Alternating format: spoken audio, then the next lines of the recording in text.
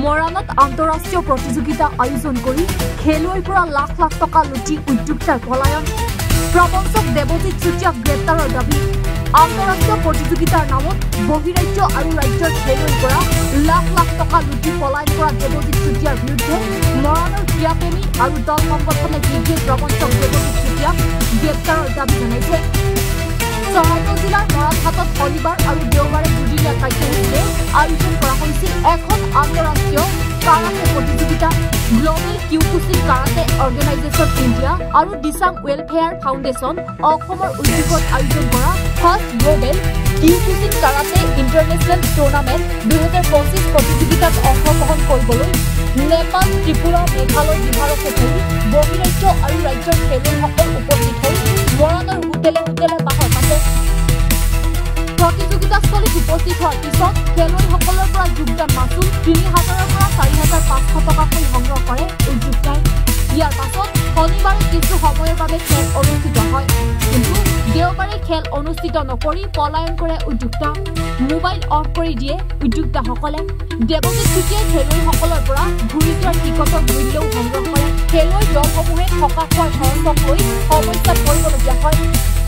নিশাই ন্যায় বিচাৰি মৰাণহাট আৰক্ষী থানাত এজাহাৰ দাখিল কৰে খেলুৱৈ দলসমূহে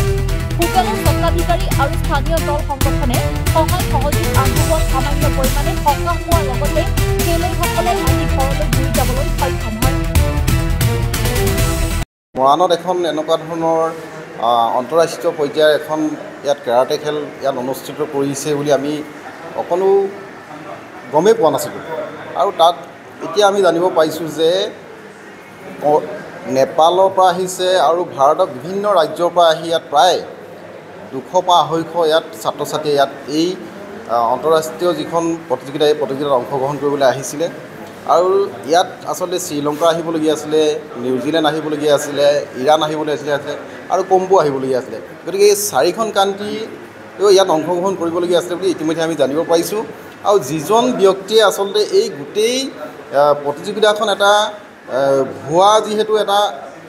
হিচাপে যিহেতু ইয়াত অনুষ্ঠিত কৰিব লৈছিলে গতিকে এইটো আমি অতি ধিক্কাৰ জনাইছোঁ আৰু মৰাণবাসী হিচাপে এইটো আমি আচলতে কেতিয়াও আমি গ্ৰহণ কৰিব নোৱাৰোঁ ইয়াত আমাৰ বিভিন্ন ধৰণৰ ইয়াত প্ৰতিযোগিতা ইতিমধ্যে হৈ থাকে ক্ৰীড়া সি ফুটবল হওক টাইকোণ্ডো হওক বক্সিং হওক বা বিভিন্ন প্ৰতিযোগিতা ইয়াত হৈ থাকে আজিলৈকে কিন্তু কোনো ধৰণৰ তেনেকুৱা এটা পৰিস্থিতি সৃষ্টি হোৱা নাই এনেধৰণে আয়োজন কৰি ছাত্ৰ ছাত্ৰী বিভিন্ন ৰাজ্যৰ পৰা আহিছে বিভিন্ন ৰাষ্ট্ৰৰ পৰা আহিছে ইয়াত কিন্তু ইয়াত থাকিবলৈ কোনো ধৰণৰ ভাল ধৰণৰ সুবিধা দিয়া নাই খোৱা বোৱা তেখেতলোকে দিয়া নাই এইটো আচলতে অতি মৰাণবাসী হিচাপে আমি লাজ পাইছোঁ আৰু যিজন ব্যক্তি ইয়াত নাম উচ্চাৰণ হৈছে সেই ব্যক্তিজনে তেখেতলোকক নিমন্ত্ৰণ জনাই ভুৱা আচলতে নিমন্ত্ৰণ জনাই তেখেতলোকে ইয়াত একগোট কৰি তেখেতলোকৰ যিখিনি নামভৰ্তি যিটো মাচুল সেই মাচুল লৈ ইতিমধ্যে পলায়ন কৰিছে গতিকে আমি প্ৰশাসনক দাবী জনাইছোঁ যে মৰাণৰ যিহেতু প্ৰশাসনক আমি দাবী জনাইছোঁ তেখেতলোকে অতি শীঘ্ৰেই এই যিজন কাল্পিত আছে এই কাল্পিতজনক তেখেতলোকে বিচাৰি আনি তেখেতলোকে উচিত শাস্তি প্ৰদান কৰাৰ লগতে যিসকল বহিৰাষ্ট্ৰৰ পৰা অহা ছাত্ৰ ছাত্ৰীয়ে হওক বা ভাৰতৰ বিভিন্ন ৰাজ্যৰ পৰা অহা যিবিলাক আমাৰ ছাত্ৰ ছাত্ৰী খেলুৱৈ আছে তেখেতলোকক আচলতে উচিত মৰ্যাদা দিয়াৰ প্ৰয়োজনীয়তা আছে আৰু তেখেতলোকে ইতিমধ্যেই আমি এতিয়া আছোঁ মৰাণ ট্ৰেইন ষ্টেচনত আৰু ট্ৰেইনত পৰা যাবলৈ তেখেতলোকে আচলতে আৰ্থিকভাৱে তেখেতলোকে দুৰ্বল হৈ পৰিছে আমি এইখিনি ক্ষেত্ৰত তেখেতলোকৰ লগত আমি সহায় সহযোগিতা আগবঢ়াইছোঁ আৰু ইতিমধ্যে নেপালৰ যিখিনি খেলুৱৈ আছিলে তেখেতলোককো ইতিমধ্যে আমি